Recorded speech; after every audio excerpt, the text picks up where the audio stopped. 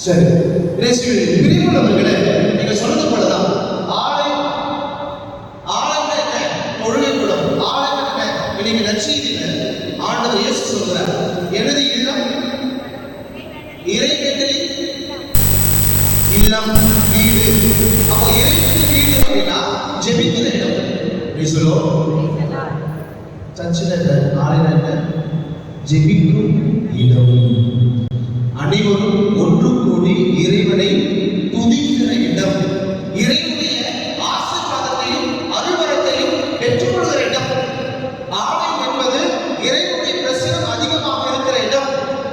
இறைவனுடைய பிரசனம் எல்லாம் இருக்குது ஃபாதர், தூணிலும் இருப்பார், பொருளிலும் இருப்பார். உண்மைதான், இறைவன் எல்லா இடத்துல இருக்கிறார், எங்கும் வியாபத்தில் இருக்கிறார். ஆறு லட்சணங்களை சொல்லும் பொழுது எங்கும் வியாபத்தில் இருக்கிறார். ஆண்டவருடைய பிரசனம் எல்லா இடத்துல இருக்குது. ஆனா அதிகமாகவே இறைவனுடைய பிரசனம் நிறைவாகவே முழுமையாகவே பெற்றுக்கொள்கிற இடம். ஒவ்வொரு இடத்துக்கும் ஒரு மதிப்பு இருக்கு இல்லையா? ஒரு இடத்துல போகும்போது உணர முடியும். உதாரணத்துக்கு வீட்டில் படம் பார்க்கறத விட சினிமா தேட்டரில் போய் பார்க்கும்போது அந்த எஃபெக்ட் இருக்குதே இல்லையா? படம் டிவியில் பார்த்த மாதிரி இல்லை, சினிமா தேட்டரில் பார்த்த மாதிரி இருக்குது. அந்த இடத்துல ஜெபிக்கிறோம், வீட்டில் ஜெபிக்கிறோம். இன்னும் அதிகமாக இரண்டு பிரசனம் உணர்ந்து கொள்கிற இடம். அப்போ இந்த ஆலயத்தை பற்றி என்ன புரிதல் இருக்குது? பிரியமுள்ளவர்களே, தொடக்க நூல்ல இருந்து இதுக்கான விளக்கங்களை பார்க்கலாம். தொடக்கம் எப்படி உருவாச்சு, ஆலயம் எப்படி உருவாச்சு, எந்த பின்னணியில் உருவாச்சு அப்படி பார்க்கும்போது தொடக்க நூல் 4ஆம் அதிகாரம் 3-4 இறைவார்த்தைகளை வாசிக்கும் போது ஆதாம் ஏவாளுக்கு 2 பிள்ளைகள். யாரு? காயின் ஆபேல். காயின் ஆபேல் காயின் ஆடு மேய்ப்பவன், ஆபேல் ஆடு மேய்ப்பவன், காயின் பயிர் செய்பவன். அப்போ 2 பேரும் அந்த விளைச்சலுடைய பலனை எடுத்துட்டு வந்து கொடுக்கிறார். அப்ப கொடுக்கும் பொழுது ஆண்டவர் யாருடைய காணிக்கை உற்று நோக்கினார் என்று விவரம் சொல்கிறது. ஆபேலுடைய காணிக்கை உற்று நோக்கினார். அது கடவுளுக்கு உகந்ததாக இருக்கிறது. அதன் பிறகு இந்த பலிபீடம் எப்படி உருவானது அப்படின்னு பார்க்கும்போது தொடக்க நூல் 8ஆம் அதிகாரம் 20வது இறைவார்த்தை வாசிக்கும் போது உங்களுக்கு தெரியும், 6ஆம் அதிகாரத்துல ஆண்டவர் 40 இரவு 40 பகல் மழை பெய்ய செய்கிறார். அப்போ ஆண்டவர் நோவா வழியாக ஒரு அழைப்பு கொடுத்து எல்லா உயிர்களிடையே ஒரு ஜோடி எடுத்து அந்த வெட்டல் செய்ய சொல்லி அந்த கட்டடத்தை பாதுகாப்பு வைக்க சொல்றாரு. 40 நாள் இரவு பகல் மழை பெய்து உலகம் அழிகிறது. அதன் பிறகு அந்த அழிவிலிருந்து அவர்கள் சமவெளிக்கு வருகிறார்கள். அப்பொழுது நோவா ஆண்டவருக்கு பலி செலுத்தினார். எதற்காக பலி செலுத்தினார்? நன்றியின் அடையாளம். என்ன நன்றியின் அடையாளம்? இந்த 40 இரவு பகல் மழை பெய்து இந்த அழிவிலிருந்து இறைவன் காத்து கொண்டார். அதனால இறைவன் காத்து அவர்களை வழிநடத்தினால நன்றியின் அடையாளமாய் பலி செலுத்தினார். நன்றியின் அடையாளமாகவும் ஆசீர்வாதத்தின் அடையாளமாகவும் இறைவனுடைய பிரசனத்தை அடையாளப்படுத்துவதாக. நல்லா தெரிஞ்சுக்கணும், இறைவனுடைய பிரசனத்தை அடையாளப்படுத்ததான் என்ன எழுப்பினாங்க? என்ன எழுப்பினாங்க? பலிபீடத்தை எழுப்பினாங்க. 22ஆம் அதிகாரத்தில் வாசிக்கலாம். 26ஆம் அதிகாரம் 24ஆம் வசனம். தொடக்கம் 26ஆம் அதிகாரம் 24ஆம் வசனம் பைபிள் வச்சிருக்கீங்களா? வாசிங்க.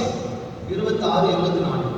அங்க ஈசாக்க பார்த்து ஆண்டவர் சொல்றார், அன்றிரவு ஆண்டவர் ஆபிரகாமுக்கு தோன்றி, உன் தந்தை ஆபிரகாமின் கடவுள் நானே, உன் தந்தை ஆபிரகாமின் கடவுள் நானே, அஞ்சாதே ஏனெனில் நான் உன்னோடு இருக்கிறேன், அஞ்சாதே ஏனெனில் நான் உன்னோடு இருக்கிறேன், உனக்கு ஆசி வழங்கி என் ஊழியன் ஆபிரகாமின் பொருட்டு உனது வழிமரபை பெருகச் செய்வேன். என் ஊழியன் ஆபிரகாமின் பொருட்டு இந்த வழிமரபினரை நான் பெருக செய்வேன்.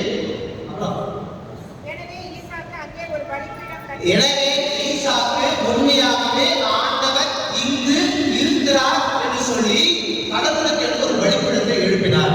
அப்போ ஆண்டவருடைய பிரசனத்தை இவங்க மூதாதையர்கள் எங்கெல்லாம் கண்டுகொண்டாங்களோ, ஓ இந்த இடத்துல ஆண்டவர் பிரசனம் இருக்குதுன்னு சொன்ன உடனே அவங்க என்ன பண்ணாங்க? ஒரு வழிபடத்தை எழுப்பினாங்க. அப்போ அந்த வழிபடம் எதை நினைவு கூறுது? எதை நினைவுபடுத்துது? ஆண்டவருடைய பிரசனம், வேற எதுவும் கிடையாது. அந்த வழிபடம் கடவுள் பிரசனம் இருக்குது. இங்க இருக்கிற வழிபடம் ஆண்டவர் பிரசனம் இருக்குது, அதனுடைய அடையாளம். அப்ப அந்த அடையாளத்தை பின்பற்றவங்க அடுத்த வாசிக்கிட்டீங்கன்னா அதிகாரம் 15, 16. அங்க யாக்கோபுக்கு கடவுள் வாக்குறுதி கொடுக்கிறார். ஆண்டவர் வாக்குறுதி மாறாது. எபிரேயர் புத்தகம் 13ஆம் அதிகாரம் 8வது அதிகாரத்தை வாசிக்கும் போது இயேசு கிறிஸ்து நேற்று என்றும் என்றும் மாறாது. கடவுள் என்று மாறாது. அவர் கொடுத்த வாக்குறுதி என்ன? உன்னையும் வழிமறைப்பில் நான் ஆசீர்வதிப்பேன்.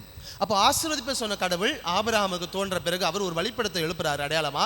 அதைத் தொடர்ந்து ஈசாக்குக்கு ஒரு பலிப்படத்தை எழுப்புறாரு, பலிப்படம் கடவுளுக்கு ஏற்படுத்துறாரு. அப்புறம் யாக்கோபு பாருங்க, அவங்க என்ன சொல்றாரு பாருங்க. கடவுள் அந்த 15 தொடர்ந்து வாசிக்கலாம், 20 வரையும் போவோம். அதில் வாசிக்கும் போது 15வது இடத்துல ஆண்டவர் சொல்வார், நீ எங்க போனாலும் நான் உன்னை ஆசீர்வதிப்பேன், உன் கூட இருப்பேன், நீ எங்க போனாலும். அப்போ ஆண்டவர் நாம் ஒரு பிரச்சனத்தை உறுதிப்படுத்துகிறார். நான் உன் கூட இருப்பேன். வாசிங்களேன் 28, 15, 16. நான் உங்களோடு இருப்பேன், நீ எங்கு சென்றாலும் உனக்கு காவலா இருந்து இந்த நாட்டிற்கு திரும்பி வரும் வரை உன்னை பாதுகாப்பேன்.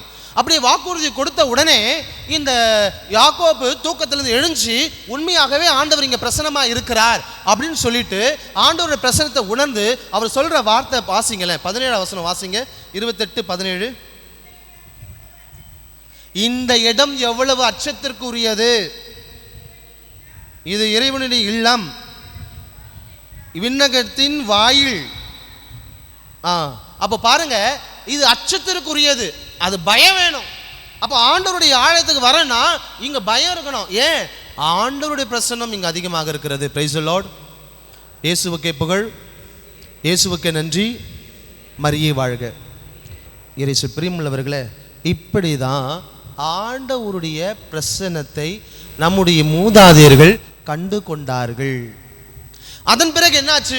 ஆண்டவருடைய பிரசனம் அதுக்கப்புறம் என்ன ஆச்சு அப்படின்ற ஒரு கேள்வி வரும்பொழுது ஆண்டவருடைய பிரசனத்தை அந்த பலிபீடத்தை எழுப்பி வணங்கினவங்க அதே வழிமரபை பின்பற்றினாங்க.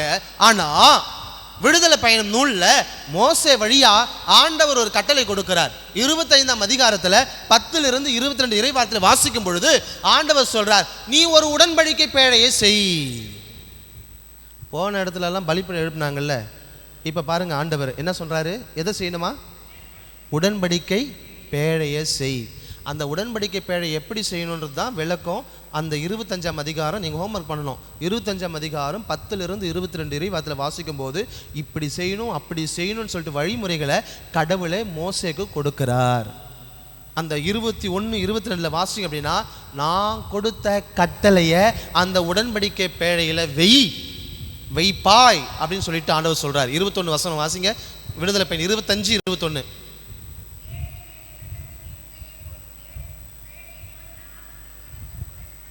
நான் உனக்கு அளிக்கும்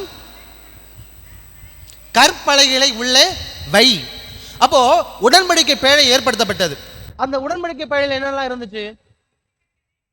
10 கட்டளை, மன்னா, ஆரோனின் கோல். அதுக்கப்புறமா தான் இந்த 2 வந்துச்சு. ஆண்டவர் சொன்னது வார்த்தையை வைக்க சொன்னார். அப்போ அந்த வார்த்தையை தாங்கி கொண்டு அதற்கப்புறம் என்ன பண்ணாங்க? இந்த இஸ்ரேல் மக்கள் எங்கெல்லாம் போனாங்களோ, எந்த இடத்துக்கெல்லாம் போனாங்களோ அந்த உடன்படிக்கை பேழையும் என்ன பண்ணாங்க?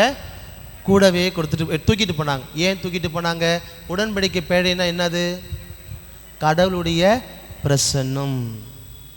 ஆண்டவர் இஸ்ரேல் மக்கள் வாக்குறுதி கொடுத்தாரு. விடுதலை பயணம் 13, 21 வாசிக்கும் போது, இரவில் நெருப்பு தூணாகவும் பகலில் மேகத்தூண இருந்து என் பிரசன்னம் உன்னை விட்டு அகலாமல் உடன் வரும். அப்போ ஆண்டவருடைய பிரசன்னத்தை எப்படி அவங்க பெற்றுக்கொண்டாங்க? இந்த உடன்படிக்கை பேழையை தூக்கிட்டு போற இடத்துல எல்லாம் எதிரி கூட பயந்தாங்க. ஏன் பயந்தாங்க?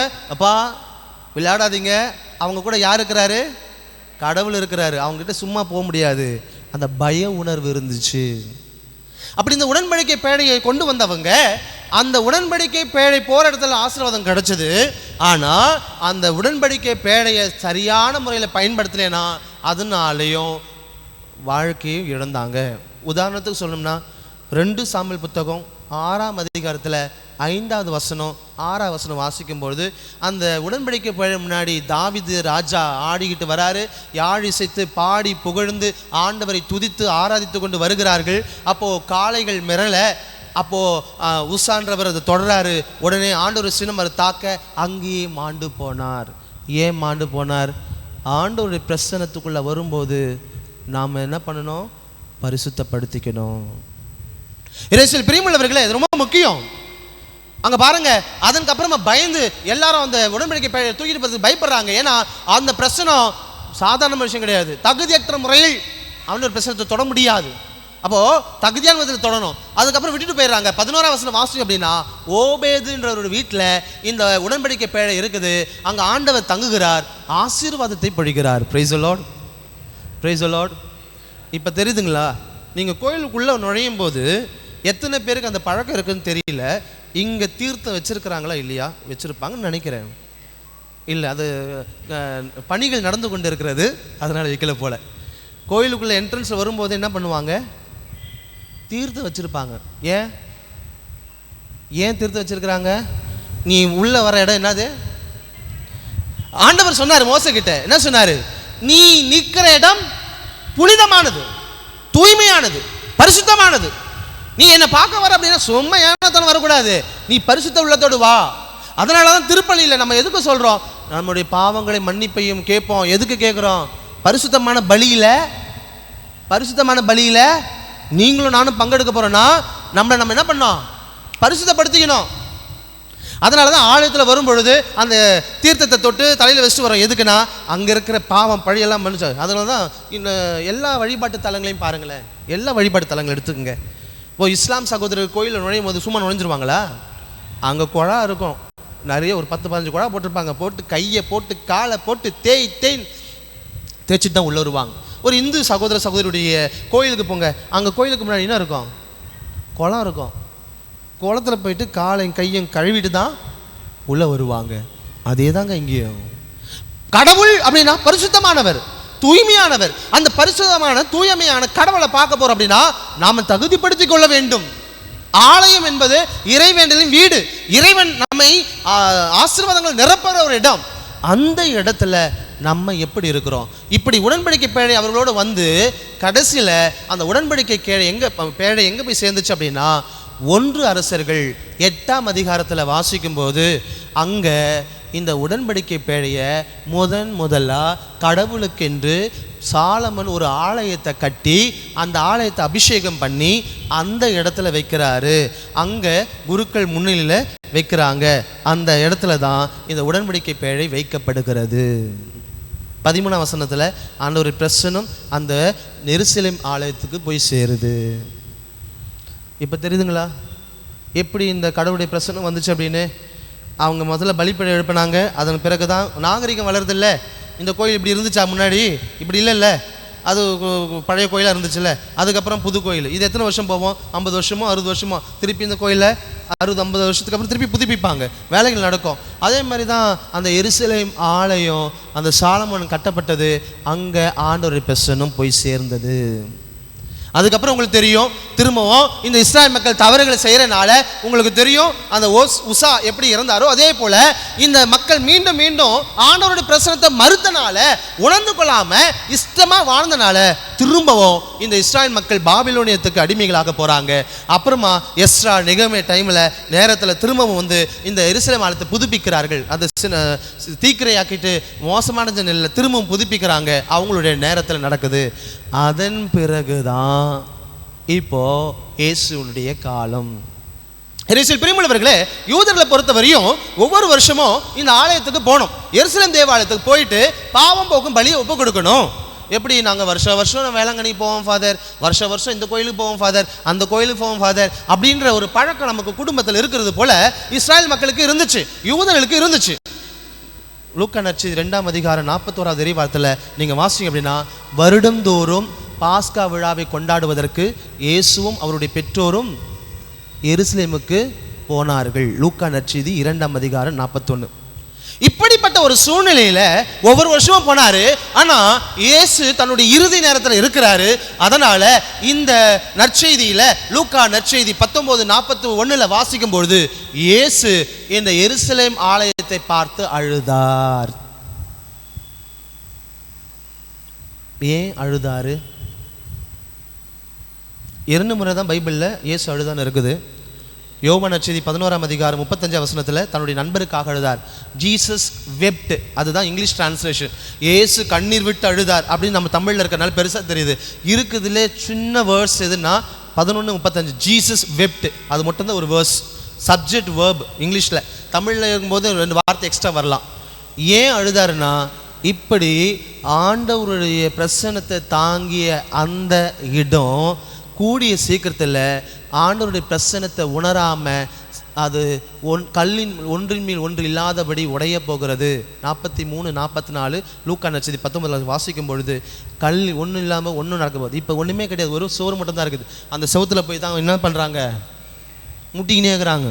அந்த எருசலேம் வெறும் செவரு மட்டும்தான் நிற்குது. ஆண்டவர் கண்ணீர் விட்டு அழுதார் பார்த்தீங்களா?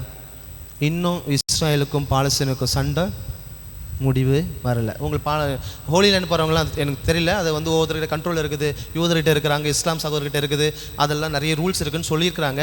நம்மளாம் போனது கிடையாது, தெரியாது. நீங்கள் போயிருப்பீங்க, உங்களுக்கு தெரியும் அது எப்படிப்பட்ட விஷயம்னு.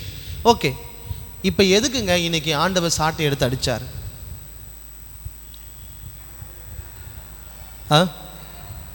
ஆண்டவருடைய இல்லம் எப்படிப்பட்ட இல்லம்? இறைவனின் இடம், அது அவருடைய பிரசனம். அந்த ஒரு பிரச்சனத்தை இப்போ என்ன பண்ணுறாங்க அப்படின்னா, நல்லா தெரிச்சுங்க. இந்த எருசலேம் ஆலயம் எப்படிப்பட்டதாக இருக்குன்னா, இப்போ பலிப்பீடம் அப்படின்னா அந்த பலிப்பீடத்தை தலைமுகுரு ஒரு இருப்பார். அவர் என்ன பண்ணுவார்னா, நீங்கள் எல்லாம் கொடுக்குற காணிக்கையை அந்த தூய போயிட்டு உடன்படிக்கை பேழையில் போயிட்டு அவர் மட்டும்தான் அந்த இடத்துல அந்த தூய இடத்துக்கு போயிட்டு பலி செலுத்துவார். அப்போது அந்த ஆலயத்தில் முன் பகுதியில் யார் இருப்பாங்கன்னா, இப்போ பிஷப் வந்தார்னா பிஷப் தான் மெயின் செலிப்ரண்ட் இருப்பார். அங்கே போய் சாமியார் போய் இப்போ மெயின் செலிப்ரண்ட் இருப்பாரா? இருக்க மாட்டார் இல்லையா? அப்போது ஒரு பிஷப் மாதிரி தலைமை குரு, அந்த தலைமை குருவோடு இருக்கும்போது நிறைய பேர் இப்போ சாமியாருங்க வராங்க. இந்த ஆலய அர்ச்சிப்பு விழா இல்லை ஸ்பெஷல் மாஸ் அப்படின்னா நிறைய பேர் இருக்கும்போது எல்லா ஃபாதரையும் உட்கார வைக்க முடியுமா? முடியாது. அப்போ எங்கே இருப்பாங்க ஃபாதரு? பின்னாடி ரோல் இருப்பாங்களா? முன் இருக்கையில் இருப்பாங்க. அப்போ யூதர்கள் அந்த எருசலேம் ஆலயத்தில் வழிமுறை எப்படின்னா, இந்த முன்பகுதியில் குருக்கள், அவங்க பின்னாடி யார் இருப்பாங்க? யூதர்கள். அந்த யூதர்கள் பின்னாடி யார் இருப்பாங்க? யூத பெண்கள், குழந்தைகள். அந்த அவர் கடைசியில் அந்த என்ட்ரன்ஸ் இருக்கு பார்த்தீங்களா, அந்த இடத்துல கொஞ்சோண்டு ஒரு இடம் ஒதுக்கி இருப்பாங்க. யாருக்கு தெரியுங்களா? புற இனத்தாருக்கு. இப்போ இங்க வியாபாரம் செய்யற இடம் எங்க நடக்குது? அவங்களுக்குன்னு கொஞ்சோண்டு இடம் கொடுத்துருக்காங்க பார்த்தீங்களா, அந்த இடத்துல நடக்குது. கடவுள் எல்லோருக்கும் பொதுவானவர். Price the Lord. இது யூதர்களுக்கு மட்டும் கடவுள் அல்ல, கடவுள் எல்லோருக்கும் படைத்தவர், எல்லோருக்கும் கடவுள். யார் வந்து ஆண்டவரை தரிசனிக்கணும், ஆண்டவரை ஜெபிக்கணும் அப்படின்னா நீ வரக்கூடாது நான் வரக்கூடாது சொல்ல முடியாது. ஏனென்றால் கடவுள் எல்லோருக்குமானவர், படைத்தவர். அப்படி எல்லோருக்குமான அந்த கடவுளை அந்த கடைசி இடத்துல இவங்க என்ன பண்றாங்க? வியாபாரம் செய்யறாங்க. இந்த வியாபாரம் செய்யலாமா? பிரியமுள்ளவர்களே நல்லா கவனிங்க.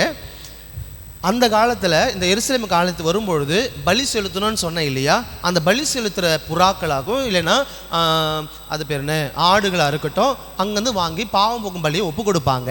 அப்படி கொண்டு வர்றது வீட்டிலேருந்து கொண்டு வரலாம். ஆனால் கொண்டு வரும்போது பயணம் நீண்ட பயணம் இருக்கிறனால ஓட்ட உடச்சல் வரக்கூடாது. கடவுளுக்கு ஓட்ட உடச்சல் பிடிக்குமா? பிடிக்காது. அவர் காயினுடைய காணிக்கை ஏற்றுக்கிட்டாரா? ஏற்றுக்கல. அப்போது அது மாதிரி கொடுக்கக்கூடாது, முழுமையான காணிக்கை கொடுக்கணும்னு சொல்லி தான் விற்றாங்க. ஆனால் அந்த இடத்த எந்த இடத்த சூஸ் பண்ணாங்க அதுதான் முக்கியம்.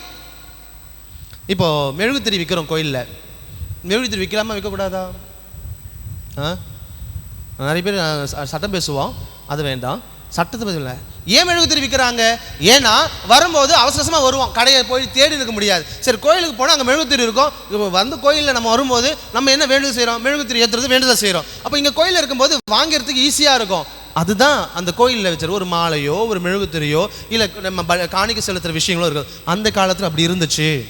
அப்போ அந்த இடத்துல அவங்க வழிபாடு செய்கிறதுக்கு இதெல்லாம் கொடுக்குறாங்க. அப்போது அந்த இடத்துல தான் அந்த வியாபாரம் வைக்கிறதுக்கு, அது மட்டும் இல்லை கோவிலுக்கு ஒரு காணிக்கை, அந்த காணிக்கை தான் செலுத்தணும்.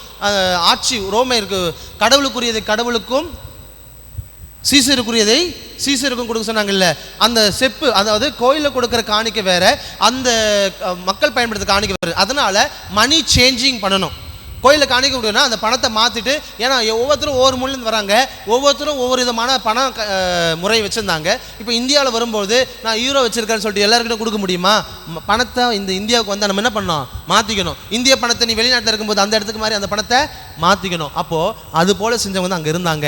ஆனால் அவங்க செஞ்ச தப்பு என்னென்னா, அதை வியாபாரமாக மாக்கி அதனால் லாபத்தை பார்த்து அதை பங்கிட்டு கொண்டார்கள். அதனால தான் கடவுள் கோபத்தில் சாட்டை எடுத்து அவரை விரட்டி அடிக்கிறார்.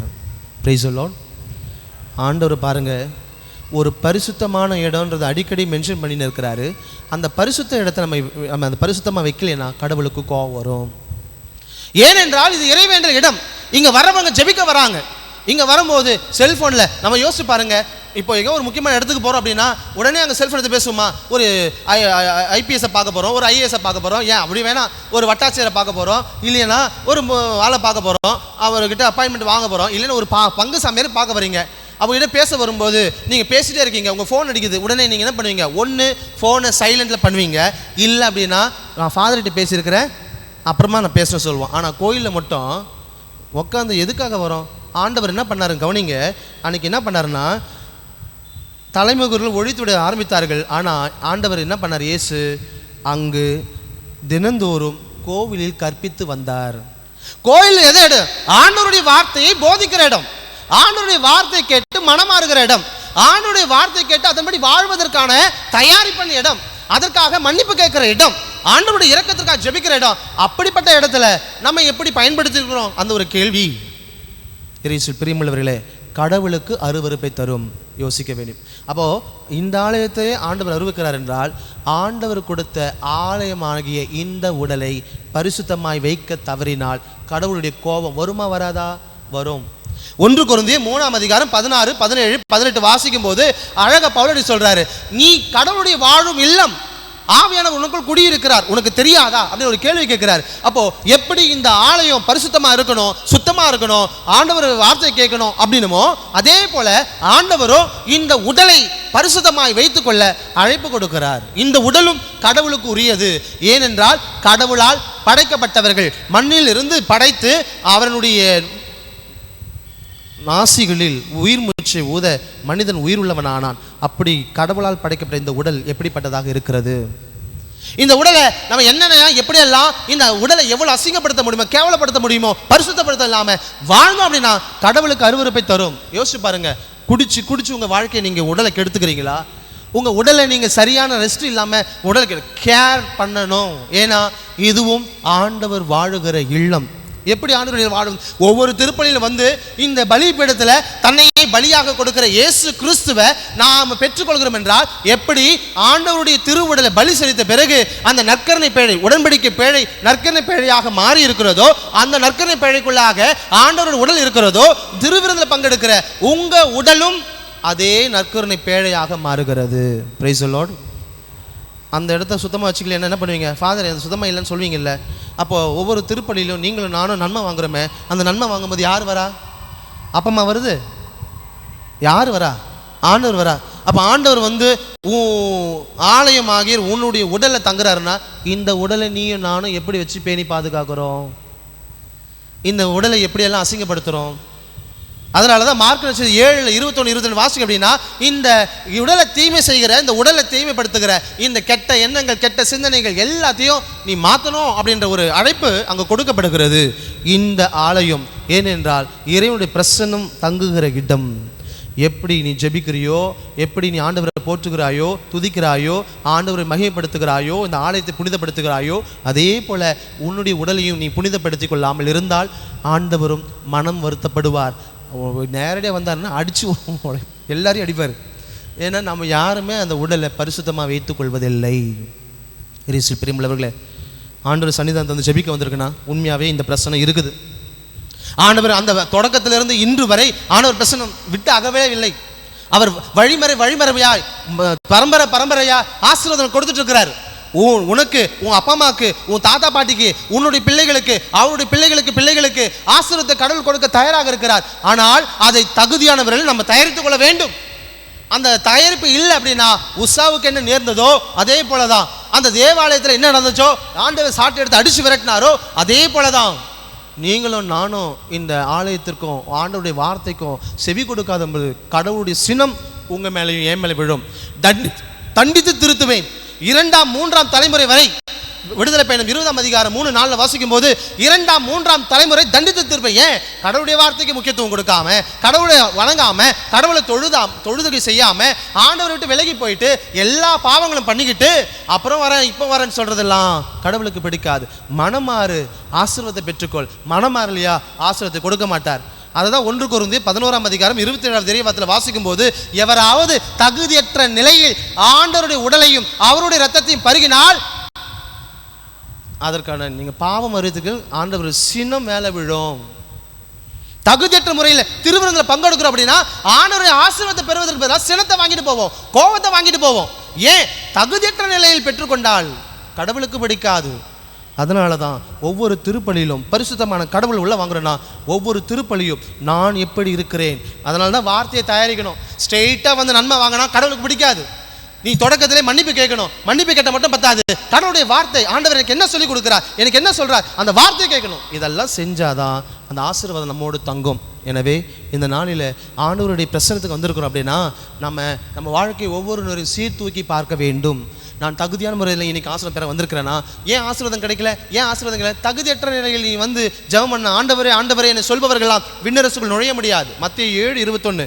நீ சும்மா ஆண்டவர் ஆண்டவர் சொன்னா மட்டும் விட மாட்டாரு. நீ உன்னை தகுதிப்படுத்திக்கிட்டு பரிசுத்தப்படுத்தி பாவியாக என் மீது இரக்கமாயும் ஆண்டவரே அப்படின்னு சொன்னீங்கன்னா இறக்க வைப்பார். அங்கே ஆண்டவர்கிட்ட வந்து ஆணவத்தோடு அகங்காரத்தோடு எல்லாம் தெரிஞ்ச மாதிரி வந்தோன்னா ஆசீர்வாதம். நீ யாராக இருந்தாலும் சரி, நீ எப்படிப்பட்ட இருந்தாலும் சரி, நீ சமூகத்தில் அந்தஸ்து பெற்றவனாக இருந்தாலும் சரி, நல்ல செல்வாக்குள்ளவனாக இருந்தாலும் சரி, நல்ல பணத்தை வச்சிருந்தாலும் சரி, அதெல்லாம் கடவுள் அதெல்லாம் கேட்க மாட்டார்.